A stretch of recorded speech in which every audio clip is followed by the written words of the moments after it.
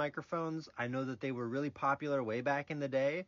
You know, one of the things that I really like about audio is that everybody that's into audio is usually very passionate. I love to see it. But something to keep in mind, though, is that there's not really any such thing as a bad microphone. There's just a microphone that you've not figured out a good job for yet. Which means the opposite is also true. There's really not any such thing as a good microphone. There's just a microphone that you have found a job for that you prefer the sound of, which is great. You see, because I believe that most of audio is really just opinions and taste, but above all else is intention. Like, for example, ribbon microphones. Sorry, I'm like eating breakfast right now. And I was actually working at a session in Philadelphia about a week and a half ago with another engineer that I met here on TikTok, Matt McMinn.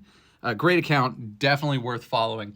And we were recording this guitar amp. It was an AC30. Here, I've actually got footage of it. In this AC30, if you know anything about AC30s, here I'm going to pause right there for a reason, they can be a little bit like bitey. And originally we had just mic'd it up with the one SM57 that you see there. And when I heard it with just the SM57, I was like, oh man, that is a little bit shrill. It's that AC30 bite. It's just, it hurts your teeth almost. And both Matt and myself immediately thought of a ribbon microphone to help to balance out the sound of that SM57. And I originally asked if they had a Royer 121. Matt said they don't have a 121, but they do have one of these, which is the Beyerdynamic M160, which is also a ribbon microphone. You see, because an SM57 is a classic choice for guitar amps. It really does bring out a lot of what I want to get from the guitar amps, but that 5K to 7K like spike that happens, it doesn't always agree with the guitar amp. But again, I liked it. It was bringing something that I enjoyed.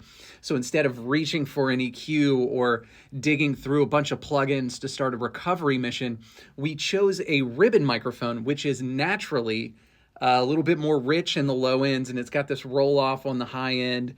And the reason why is because it balanced out that SM57. So when we brought them both up together and blended the two microphones, the overall end result was that amp sounded awesome. Also, for what it's worth, never underestimate the power. Never underestimate the power of a Crown PZM. And yes, it is a boundary microphone, but oh man, they are crazy good. Like, yes, those microphones were originally designed to like throw on top of a conference table so you could record your investors meeting or something lame like that. But I've known people that have used those for drum overheads. I have known people that will throw one of those inside of a kick drum to like bring out the attack.